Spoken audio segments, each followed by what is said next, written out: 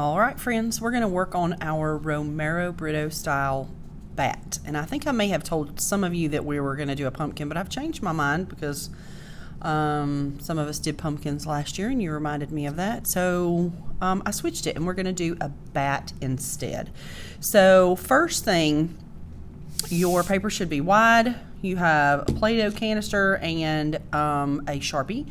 And the first thing I need for you to do is not the lid side, but the bottom of the plastic container side. I need for you to trace that for the bat's head just to get you started and make sure it's big enough.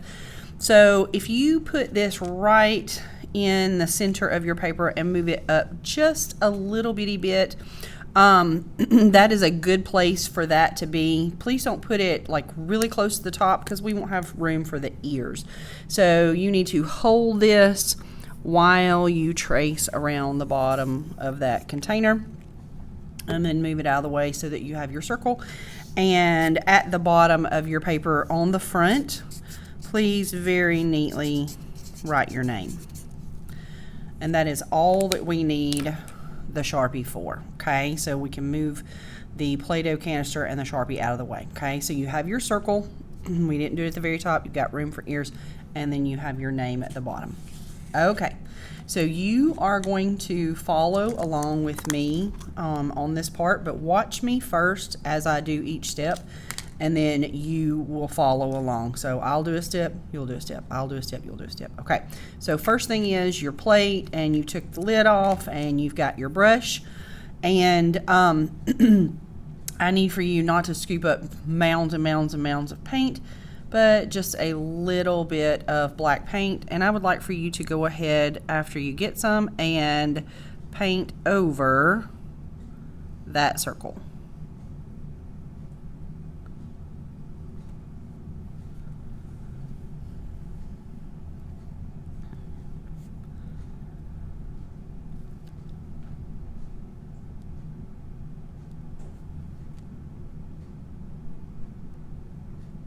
The next thing you will do is very carefully, you are going to paint some ears. If you will just think of them like triangles, only you're not doing the bottom edge, or it's like a capital A without the line in the middle.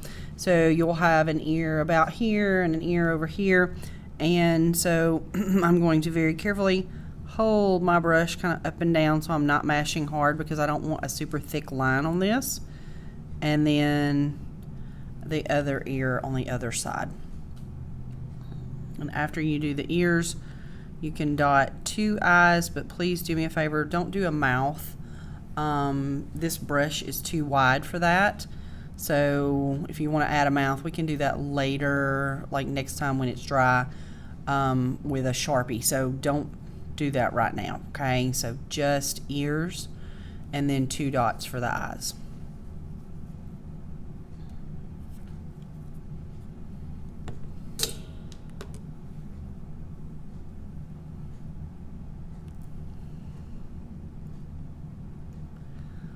After you do that, you are going to do a U shape that comes down for the bat's body, and I'm kind of pausing because I need to get more paint, and I'm going to curve back up to connect. So kind of a U shape, don't make it too tiny.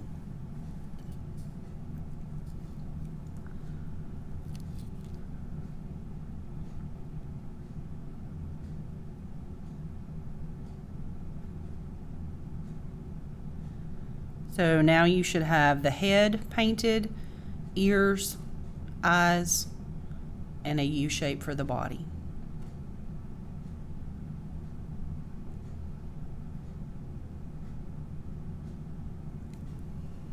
Okay.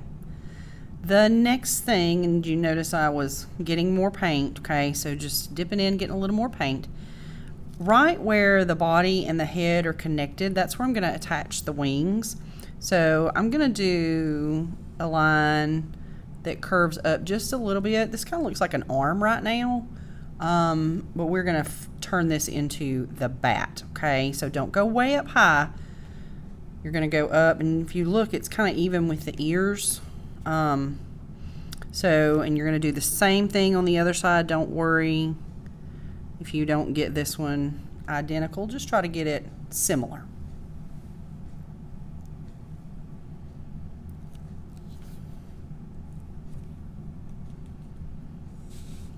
Okay, next step is to kind of curve out and down, and look where I ended. About halfway down the bat's belly, if I go straight over, that is about where I ended that line. Okay, so I didn't go down super far. We'll do the same thing on this side. And again, we're trying to get them similar. They don't have to be identical. Okay, just sort of alike.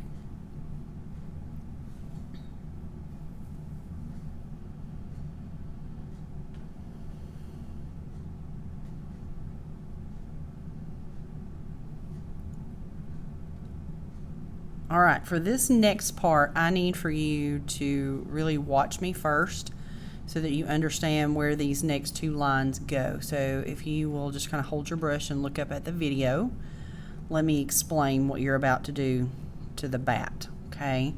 So you're gonna do two lines. This one is kind of close to that one that you just did.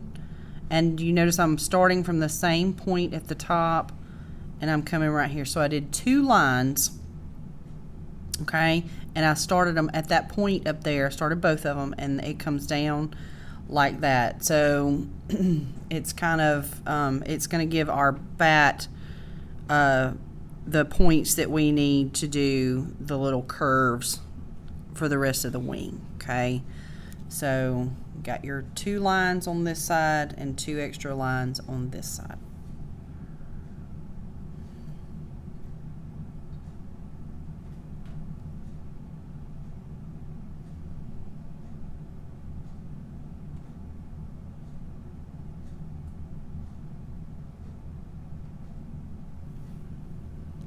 Okay, so after you do that, in all of these little gaps, these little spaces, you are going to do kind of like a little rainbow line. It's kind of a curve upward, okay, to connect.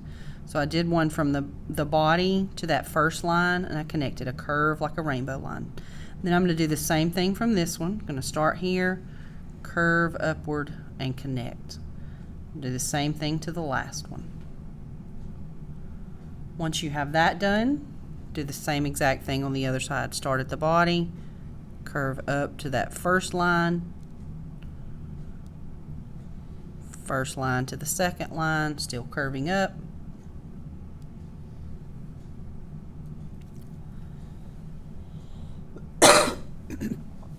Excuse me. Okay. So when you get that done, remember that Romero Britto divided all of his the backgrounds with black lines, and it was kind of like stained glass, how it was portioned off so that he could do different colors and different patterns in each section. So what you're going to do is you're going to go from the bat to the edge of the paper, dividing your background, okay? So you can start wherever you want, but start touching the bat and going to the edge of the paper, okay? From the bat to the edge of the paper. Some lines will be very short, some lines will be long. They can be straight up and down, they can be diagonal. I would not make them wavy. Try to keep them as a straight line. And you just keep dividing the background into sections. When you get near, excuse me, where your name is written, do not paint a dividing line through your name. Okay, so you kind of have to plan where your dividing lines are going to go, where they will not intersect your name. And then if at any time you got your lines look a little scratchy, go back with a little bit more paint and fill them in again, okay, so they look nice and clean.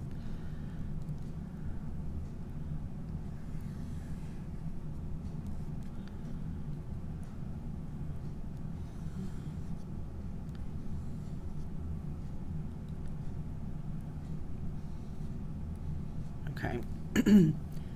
I think that's enough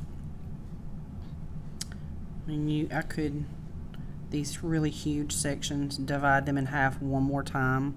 Don't go overboard though by adding line after line after line after line, because you're going to have to paint in all of these different sections. Okay, so you can see the bat very clearly, and then that background is divided into some smaller sections. And if any of your black outlines look scratchy, go back with a little bit more black paint and paint over them again so that they look very clean and very black, and they don't look scratchy or messy at all.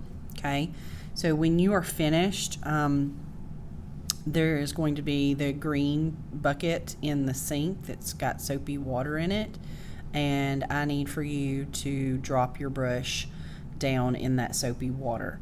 And when you're done with the paint, you need to pop the lid back on, and you will take the plate and the paint and put it back up on the counter. Okay, so brush goes in the bucket with soapy water, and the plate and the paint go on the counter, and the paint should have the lid popped securely back on, and then obviously your artwork will come to the drying rack.